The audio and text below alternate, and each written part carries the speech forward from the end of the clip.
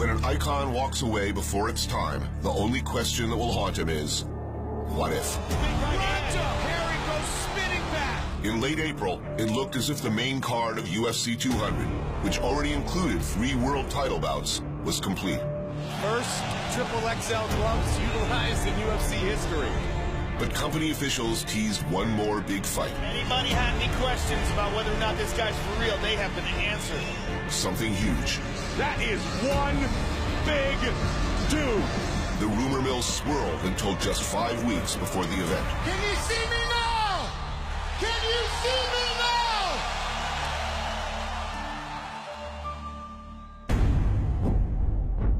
now? I picked up the phone, I called Dana White and said, listen, if there was any time for Brock Lesnar to come back, it would just make sense that it would be for UFC 200.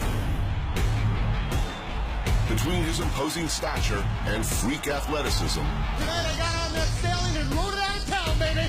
Woo! Brock Lesnar became the biggest pay-per-view draw the UFC had ever seen. UFC heavyweight champion of the world! The former heavyweight champion headlined some of the most memorable events in history, including UFC 100, and had a knack for punctuating things with a Brock Lesnar-sized exclamation point. And it is all over! He's out.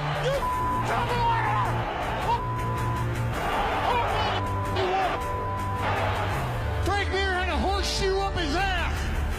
I pulled that sumbitch out, and I beat him over the head with it. Woo!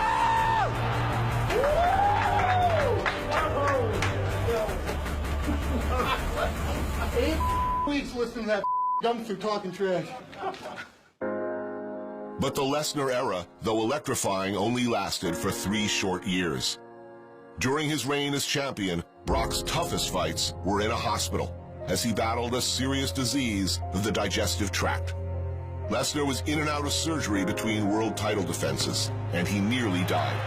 Brock Lesnar has done it! This is about my family. This is about my doctors. This is about my training partners. And I'm still the toughest SOB around, baby. In May 2011, surgeons removed 12 inches of Lesnar's colon. The effects lingered and made even day-to-day life difficult, not to mention fights in the octagon. I've had a really difficult couple of years. Tonight was the last time you'll see me in the octagon.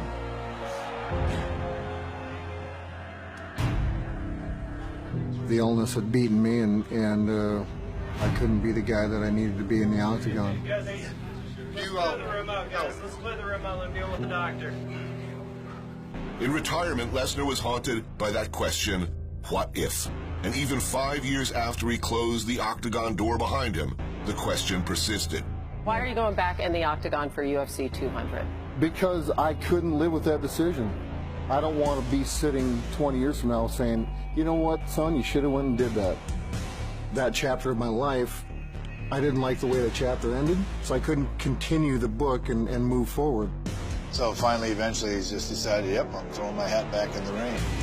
Now that he's answered the octagon's call, the world wonders, what if?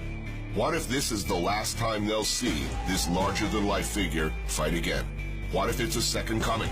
For now, the only question that will be demanded of Lesnar is this: can he beat the man who will stand across from him on July 9th? He can generate tremendous power from those short distances. There's tremors coming off that overhand right when he throws it. Like you said, you can feel it. You can hear it. Oh, he tagged. And again, trying to finish it. And just like a great assassin, he kills his opponent and he takes off. What's up, Brock? You should have stayed at home, mate. Oh, he got nailed. Nice uppercut. Wow. Boy, he knew when he landed that. He just walked away. Mark Hunt is one of those men whose temperament aligns perfectly with fan interest. Oh, goes through. The 5'10" Samoan has to cut weight to make the 265-pound limit. That's it. And he has patented the walk-off knockout. Oh, big right hand from Hunt. The UFC's version of the home run in the bottom of the ninth.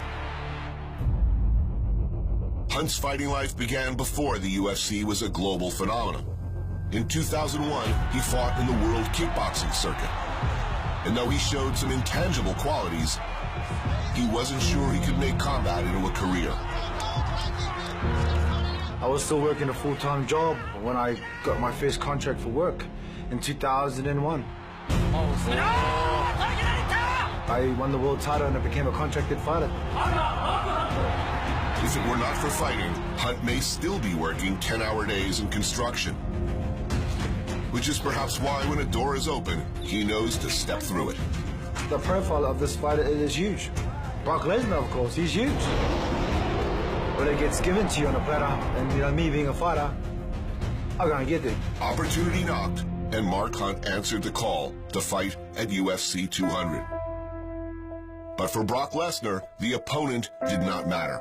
His greatest foe never stood across from him in the octagon. I'm facing two demons. The last few fights that I had, they just weren't fun anymore. I want to get back and reclaim my loss to my illness, and just to have fun. And for Mark Hunt, he will gladly play the role of spoiler.